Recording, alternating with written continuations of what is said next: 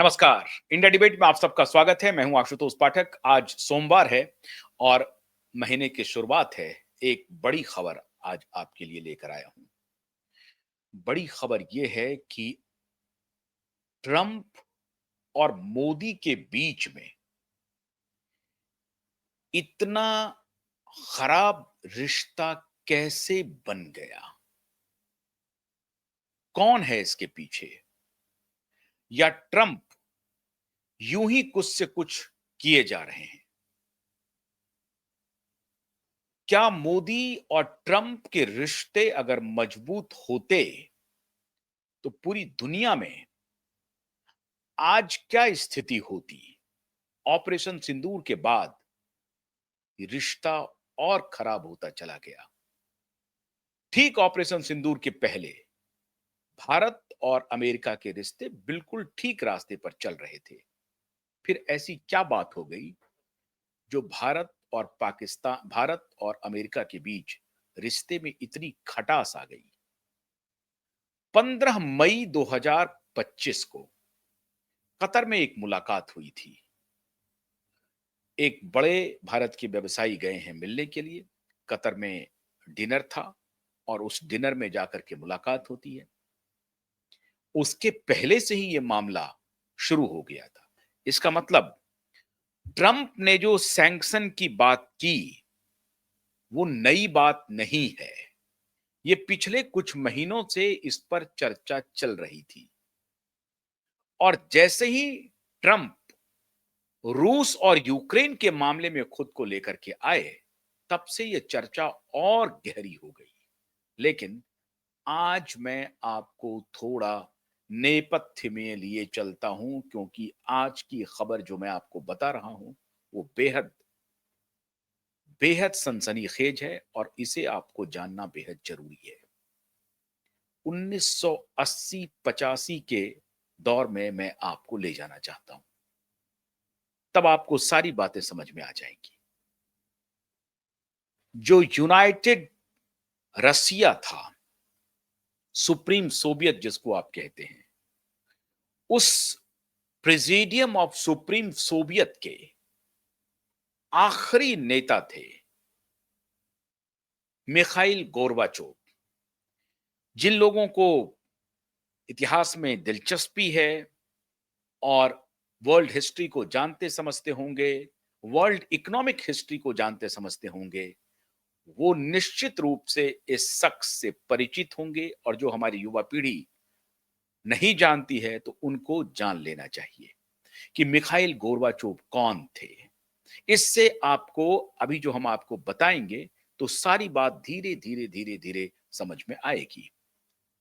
Mikhail Gorbachev वो शख्स थे जिन्होंने दो इंपॉर्टेंट पॉलिसीज को इंट्रोड्यूस किया रसिया में, और वो दोनों पॉलिसीज दुनिया के लिए एक बड़ा माइलस्टोन बन गया, खासतौर से यूनाइटेड रसिया के लिए।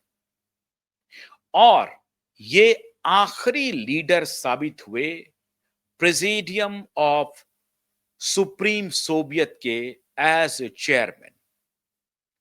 मतलब Mikhail Gorbachev presidium of supreme Soviet के आखिरी नेता के रूप में जाने गए। उसके बाद यूएसएसआर का विखंडन हो गया, यूएसएसआर टुकड़ों में बट गया और उसके बाद आज सिर्फ रसिया बचा है, रूस बचा है।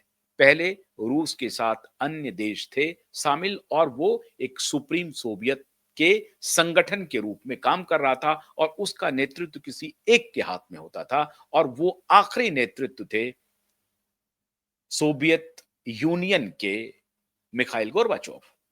क्या दो पॉलिसीज उन्होंने इंट्रोड्यूस की? उन्होंने इंट्रोड्यूस की दो पॉलिसीज ग्लासनोस्ट और पेरेस्ट्रोइका। ग्लासनोस्ट का मतलब हुआ कि फ्रीडम ऑफ स्पीच, आपको बोलने की, कहने की आजादी, सुनने की भी आजादी हो गई। तो बोलने, लिखने, कहने की आजादी उस वक्त नहीं थी। मतलब अगर आपको कुछ बोलना भी है तो सरकारी आदेश के बगैर नहीं हो सकता है। सरकार अगर आदेश देगी कि ये बात बोलनी है तो बोलिए, नहीं बोलनी है तो नहीं बोलिए।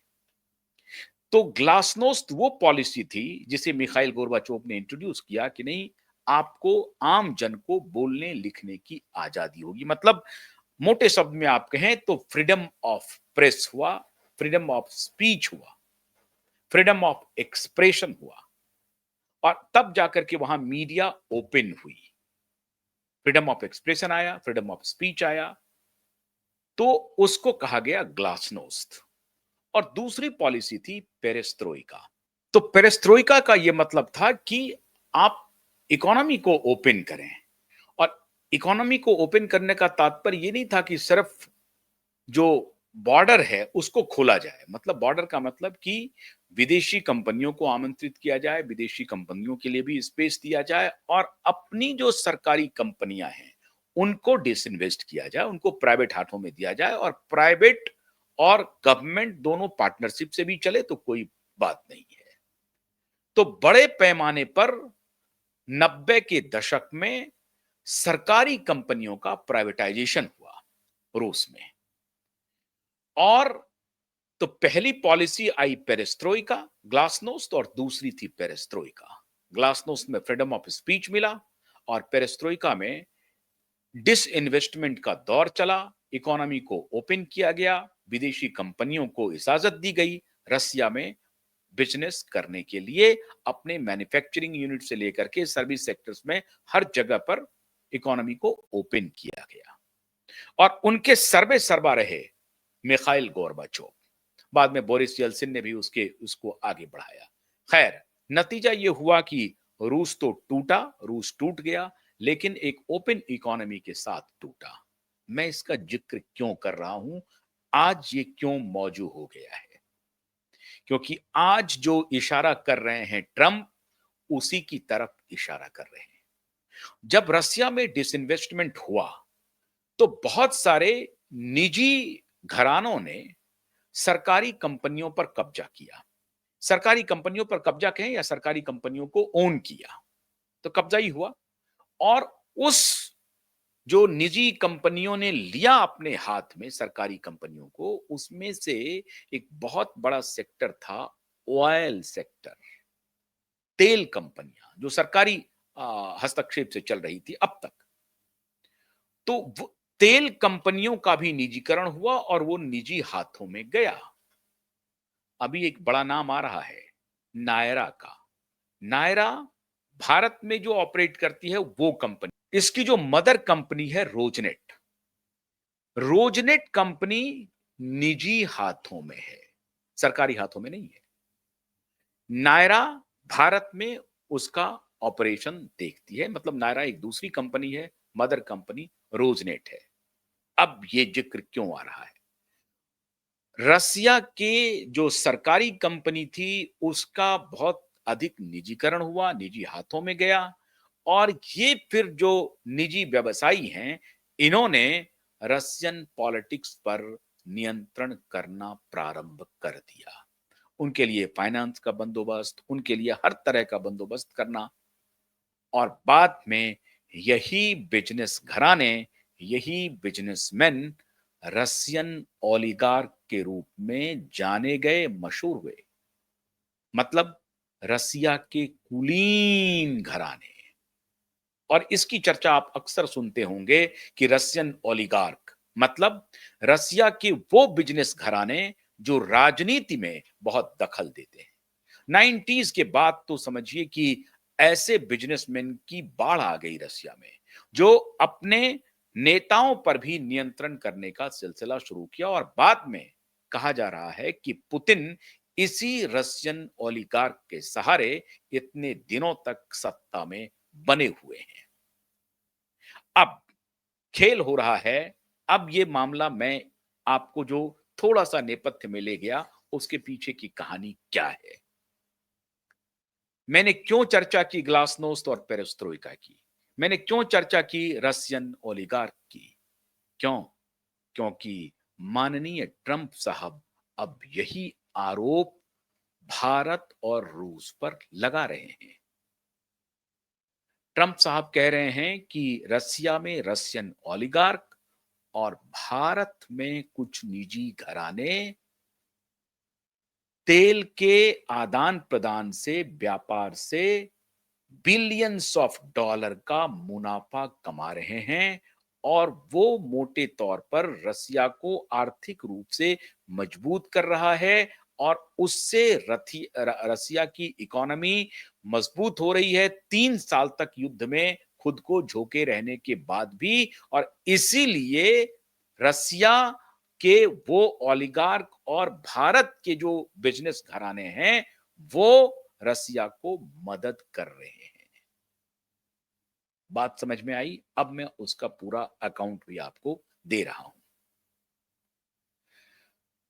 उनके कुछ बातों में, ट्रंप के कुछ बातों में थोड़ा दम दिखाई पड़ता है, जो आंकड़े हैं। अगर शुद्ध और शुद्ध आंकड़े को आपके सामने रखें तो आपको लगेगा कि ट्रंप सही बोल रहे हैं, हालांकि वो गलत बोल रहे हैं। लेकिन जब आंकड़े को आप देखेंगे, थोड़ा जो आंकड़ा है उस आंकड़े के हिसाब से आपको लगेगा कि अच्छा, ये ट्रंप अगर ये आर्गुमेंट दे रहे हैं तो कुछ हद तक ठीक बोल रहे हैं। क्या है आंकड़ा? आंकड़ा ये है कि भारत जितना इंपोर्ट करता है, अपना जो टोटल 80% इंपोर्ट करता है भारत पेट्रोलियम पदार्थ, उस 80% में से 42% इंपोर्ट, 82% नहीं है, 42% इंपोर्ट लगभग रसिया से भारत लेना शुरू कर दिया। और उस जो पहले भारत के और रसिया के बीच में जो तेल के आदान प्रदान होते थे, व्यापार होते थे, वो 1% था। कब से?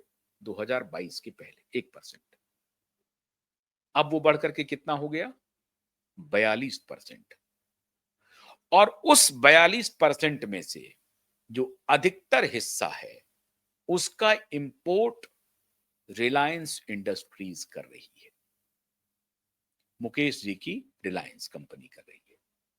यहां तक भी कोई बात नहीं है, यहां तक कोई बात नहीं है। ओएमसी भी कर रही है, भारत पेट्रोलियम भी कर रही है, हिंदुस्तान पेट्रोलियम भी कर रही है, अन्य कंपनियां भी कर रही हैं। लेकिन इसमें अब आरआईएल की एंट्री कैसे होती है और क्यों ट्रंप की ये बात, जो प्रॉफिटियरिंग की बात है, वो क्यों थोड़ी सी सच साबित हो रही है, और उनके इस सवाल को एड्रेस करने की आवश्यकता है। कैसे? अब ये जो 42% का आप इंपोर्ट कर रहे हैं, उसमें से अधिकतर हिस्सा रिफाइन होने के लिए जामनगर जाता है, और जामनगर में रिफाइन होकर के जो अन्य पेट्रोलियम पदार्थ हैं, जैसे डीजल बन गया या अन्य जो पदार्थ हैं, उस सबको रिलायंस इंडस्ट्रीज भारत में बेचने के बजाय यूरोपियन मार्केट्स में बेच रहे हैं। और इससे जो फायदा हुआ है पिछले 3 वर्षों में, 22, 23, 24, 25 में, इन 3 वर्षों में जो फायदा हुआ है वो ट्रंप का कहना है कि 16 बिलियन से लेकर के 25 बिलियन डॉलर तक का कमाई हुई है। और उसमें मुनाफा मुनाफा की वो बात कर रहे हैं, मतलब 50-60 हजार करोड़ रुपए से भी अधिक का मुनाफा हुआ है। मतलब आंकड़े आप ये आप पढ़ते जाइए, सैकड़ा, हजार, 10,000 करोड़, 10 करोड़, अरब, 10 अरब, खरब, 10 खरब, इस तरह से जा रहा है। 14 खरब, 10 अरब, 36 लाख, 36 करोड़, 36 करोड़, ये इतने की कमाई हुई है। ये ट्रंप का कहना है मुकेश अंबानी को लेकर के। और इसीलिए मई 15, अब वो तारीख मैं दे रहा हूं आपको, 15 मई को मुकेश अंबानी कतर पहुंच जाते हैं, क्योंकि सैंक्शन लगने की चर्चा बहुत पहले उठ गई है और अमेरिकी एडमिनिस्ट्रेशन में इसको लेकर के बात हो रही है कि क्या बात है कि रूस यूक्रेन युद्ध पर मेरी बात नहीं सुन रहा है, और उसको, रूस को हम लोगों ने इतना सैंक्शन लगा दिया है लेकिन उसे चिंता करने की बात नहीं है। इसका मतलब उसकी इकोनॉमी मजबूत है तो कहां से है? तो जाहिर है उनके इंटेलिजेंस ने उन्हें इनपुट दिया कि साहब उनका जो अकेले तेल से जो उनकी इकोनॉमी सरवाइव कर रही है, उसमें तो दो बड़ी कंपनी, एक तो नायरा जो रोजनेट की कंपनी है, रोजनेट जो आपके यहाँ के एक ओलिगार्क, एक बड़े बिजनेस घराने की कंपनी है, और भारत में एक बिजनेस घराना है रिलायंस इंडस्ट्रीज जिसके मालिक है मुकेश अंबानी। ये दोनों मिलकर के 42% उधर कर रहे हैं खपत, और इधर 72% नायरा कर रही है। रोजनेट जो भेज रहा है 72% नायरा उसका उपभोग कर रही है, मतलब इंपोर्ट कर रही है। कंपनी है रोजनेट रसिया की, लेकिन नायरा उसकी इंडियन एक समझिए सब कंपनी है, उसको इंपोर्ट कर रही है। तो नायरा भी भारतीय बाजार में ही पेट्रोलियम पदार्थ को बेच रही है। यहां वो रिफाइन करा करके ये दोनों मिल करके हो सकता है बेच रहे हो यूरोपियन मार्केट में या अन्य बाजार में, कुछ तो प्रोडक्ट अमेरिकन मार्केट में भी गया है।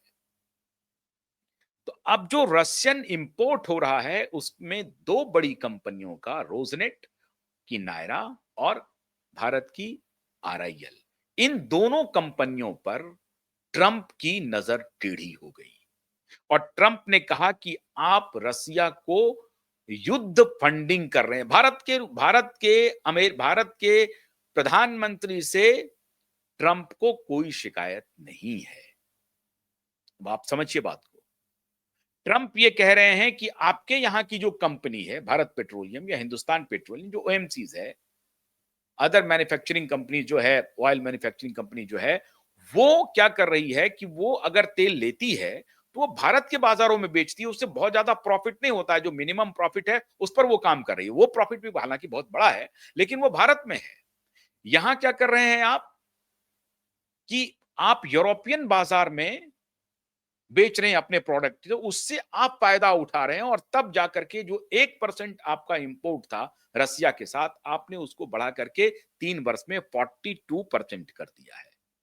और उसमें से भी कई प्रतिबंधित जो पेट्रोलियम पदार्थ है उसके इंपोर्ट हो रहे हैं, घुमा घुमा करके, कभी इस देश से कभी उस देश से, जैसे वेनेजुएला से भी ये इंपोर्ट करते थे बहुत सारे पेट्रोलियम पदार्थ। अब ये जो ओलिगार्क, उधर ओलिगार्क और इधर बड़ा बिजनेस घराना, यहां ओलिगार्क नहीं कहते हैं, इन दोनों पर अटैक है ट्रंप का कि ये लोग प्रॉफिट कमा रहे हैं, इसमें जनता की भलाई नहीं हो रही। और अब एक बात ध्यान रखिए, ये बहुत महत्वपूर्ण सवाल उठ रहा है कि जब आप इंपोर्ट कर रहे थे रसिया से सस्ते में पेट्रोलियम पदार्थ, तो उसका लाभ किसको मिला? ये बहुत मौलिक सवाल है। क्या उसका लाभ भारतीय जनता को, आम जनता को मिला? नहीं मिला। और इसीलिए अब ये जो सवाल उठ रहा है कि आज तक भी पेट्रोलियम की कीमतें रैशनलाइज नहीं हुई, घटी नहीं, और सैकड़ा लगाए रखा कोविड के बाद। और तर्क ये दिया जाता रहा कि अंतर्राष्ट्रीय बाजार में क्रूड ऑयल की कीमतें बढ़ रही हैं। अब आप देखिए, जो कोविड के पहले, मतलब रसिया से जो हम खरीदते थे, वो खरीदते थे 68,000 बैरल ईयर, एक साल में नहीं, पर डे पर डे का है ये, एक साल का छोड़ दीजिए, पर डे 68,000 बैरल हम इंपोर्ट करते हैं रसिया से। अब वो 2023 में बढ़ करके हो गया 23 लाख बैरल से भी अधिक। 2024-25 में थोड़ा सा आंकड़ा घटा है, 17.5 लाख, 17.8 लाख बैरल इंपोर्ट कर रहे हैं। मतलब कहां तो 68,000 बैरल पर डे, और फिर कहां 23 लाख बैरल पर डे। कोई मेल है क्या? अब ये जो आंकड़े हैं, ये ट्रंप नहीं दे रहे हैं आंकड़े, ये आंकड़े आप कहीं से भी आप ढूंढ सकते हैं कि भाई हमने रसिया से कितना बैरल पर डे इंपोर्ट किया। तो अब तक कर रहे थे हम 68,000, और फिर यकायक हमारा जंप कर गया 23 लाख बैरल पर डे, फिर 17 lakh, 17.5 lakh barrel per day. तो ये जो सवाल है ट्रंप का कि भाई अभी तक तो आप कहीं और से खरीदते थे, ठीक है, आपको सस्ता तेल मिला, तो सस्ता तेल मिला तो क्या आपकी जनता को लाभ मिला? ये बहुत मौजूद सवाल है, ये बहुत मौजूद सवाल है। और मैं इस मामले में अब क्या परिस्थिति रही प्रधानमंत्री जी की मुझे नहीं मालूम, लेकिन यह सवाल बहुत गंभीर है और इस सवाल पर प्रधानमंत्री जी को तवज्जो देना चाहिए, ध्यान देना चाहिए। अब ट्रंप की मैशिनरी तो यही कहेगी कि आपने सस्ते में तेल खरीदा, चलिए कोई बात नहीं है, आपको जहां से सस्ता मिला आपने ले लिया, हमें कोई आपत्ति नहीं है, लेकिन आपने उसका फायदा अपने देश की जनता को नहीं दिया। ये तो कह ही सकते हैं वो, ये तो प्रचार कर ही सकते हैं और ये प्रचार होना शुरू हो जाएगा, होगा। और अगर ये प्रचार होगा तो अब इसको काउंटर करना सरकार के लिए चुनौती बनेगी, इसमें भी कोई शक नहीं है, क्योंकि ये बहुत तथ्यात्मक बात है। ये सरकार खुद कह रही थी कि हम पेट्रोलियम पदार्थ की कीमतें कम करेंगे, हुआ उल्टा। डीजल और पेट्रोल सैकड़ा छू गया और फिर लोग उसके साथ जीने मरने लगे। फिर उनको लगा कि अब जो भाई चलो भाई अब इससे अब निजात नहीं पाई जा सकती है, तो अब इसी में जीना है। फिर लोगों ने फिर भी सरकार को मदद किया। आप भारत की जनमानस को देखिए, आप पर भरोसा है मोदी जी, ये आपने कमाई है, ये आपकी साख है कि अब भी लोगों को भरोसा है आपके ऊपर। लोग अपना नुकसान सह के भी आपके ऊपर भरोसा कर रहे हैं, इसमें कोई शक नहीं है। क्यों? क्योंकि दूसरी तरफ तो लुटेरे लोग हैं, एक से एक लुटेरे लोग हैं। उन्होंने तो और लुटा दिया है देश को। लेकिन वो नैरेटिव बनाएंगे आप, ये मैं इसलिए सतर्क कर रहा हूं, ये कार्यक्रम मैं इसलिए कर रहा हूं मित्रों, क्योंकि ये अपने सरकार को बताना बहुत जरूरी है। कोई बताए ना बताए, हमारी ये जिम्मेदारी है बताना। तो अगर ये सवाल वो उठा रहे हैं कि सस्ते में आपने पेट्रोल खरीदा और इसका लाभ आम जनता को नहीं मिला, आम जनता महंगा पेट्रोल महंगा डीजल ही खरीदती रही, और उधर यूरोप में आपके यहां रिफाइन होकर के जाता रहा, यूरोपीय बाजार में बेचा गया और आपके बिजनेसमैन फायदा उठाते। हालांकि अगर आप बिजनेसमैन के नजरिए से सोचें तो मुकेश अंबानी क्या गलत कर रहे थे? मुकेश अंबानी एक प्राइवेट अपना रिफाइनरी लगाए हैं। वो उनको जहां से भी तेल मिलेगा, वो कोई गलत तेल तो नहीं ला रहे हैं। दो देशों के बीच में करार है, वहां से वो तेल का खरीद रहे हैं, खरीद करके अपना रिफाइन कर रहे हैं। रिफाइन करके वो बिजनेसमैन हैं, उनको लगेगा कि साहब हमको यूरोपीय बाजार मिल रहा है, तो हम यूरोपीय बाजार में बेचेंगे, उनके नजर से। लेकिन सरकार की क्या भूमिका है? सरकार ये कह सकती है कि भाई पेट्रोलियम एनर्जी जो है उसके लिए आपको एक पॉलिसी बनानी पड़ेगी, क्योंकि हमारी डिपेंडेंसी 80% बाहर के देशों पर है। तो वहां से अगर कोई आप इस तरह का व्यापार कर रहे हैं तो उसमें मोनोपोली मत करिए, उसमें इतना प्रॉफिटियरिंग मत करिए, क्योंकि एनर्जी का सबसे बड़ा आधार है जब तक हम ऑल्टरनेट एनर्जी की तरफ चले ना जाए। तो सरकार ये पॉलिसी डिफाइन कर सकती थी कि इसमें आप प्रॉफिट का धंधा मत ढूंढिए या मिनिमम मार्जिन पर काम कीजिए, जो भी आप कह सकते हैं। यहां सरकार को इंटरवीन करना चाहिए था। और तब, जबकि कोविड से के बाद पूरी दुनिया की इकोनॉमी डिप्रेशन का शिकार हो रही है, उस परिस्थिति में अगर कोई व्यवसायी प्रॉफिट बना रहा है बार बार, तब तो बात बनती है। अब ये और कह सकते हैं कि भाई प्रॉफिट बना करके वो अन्य अपने कंपनियों को चला रहे हैं, उनका प्रेशर अलग होता है। ये सारी बातें मैं मानता हूं, उनके भी नजर को मैं नजरअंदाज नहीं कर सकता, उनके नजरिए को, उनको भी मैं आपके सामने रख रहा हूं कि उनका क्या दोष है। वो एक बिजनेसमैन है, उनको तेल कहीं से मिलता है, वो रिफाइन करके किसी बाजार में बेचते हैं। लेकिन सवाल है कि सरकार को क्या इंटरवीन करना चाहिए था? और अगर सरकार इंटरवीन नहीं कर रही है, तो आज अगर दो देशों के वैदेशिक रिश्ते पर कोई प्रभाव पड़ रहा है और उसमें एक देश का प्रशासन इस तरफ इशारा कर रहा है। अब देखिए, वो जो स्कॉट बेसेंट और पीटर नवारो, अब स्कॉट बेसेंट सेक्रेटरी हैं वहां के, पेट्रोलियम सेक्रेटरी हैं और फाइनेंस सेक्रेटरी हैं स्कॉट बेसेंट। अब स्कॉट बेसेंट क्या कह रहे हैं कि भारत के बड़े बिजनेस घराने मुनाफा कमा रहे हैं। एक बिजनेस, ये कोई नई बात नहीं है, पीटर नवारो आज आज नहीं बहुत पहले कह चुके हैं कि ये प्रॉफिटियरिंग का खेल चल रहा है।